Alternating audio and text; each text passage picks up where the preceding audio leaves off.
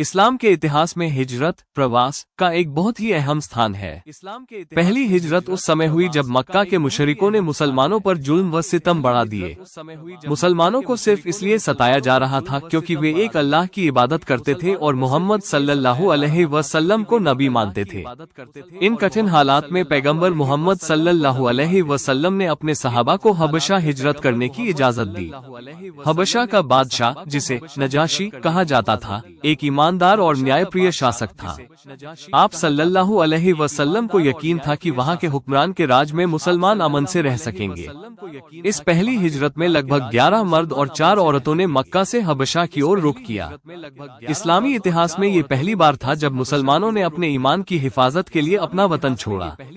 نبی صلی اللہ علیہ وسلم خود اس وقت مکہ میں رہے، لیکن اپنے صحابہ کی سرکشا کے لیے یہ قدم اٹھایا۔ جب مکہ کے کافروں کو اس ہجرت کی خبر ملی تو انہوں نے اپنے 2 آدمی حبشہ بھیجے تاکہ نجاشی سے کہہ کر ان مسلمانوں کو واپس بلوایا جا سکے۔ مگر جب حضرت جعفر بن ابی طالب نے نجاشی کے سامنے قرآن کی آیتیں پڑھی اور اسلام کی سچائی بیان کی تو نجاشی رو پڑا اور مسلمانوں کو اپنے ملک میں رہنے کی پوری اجازت دے دی۔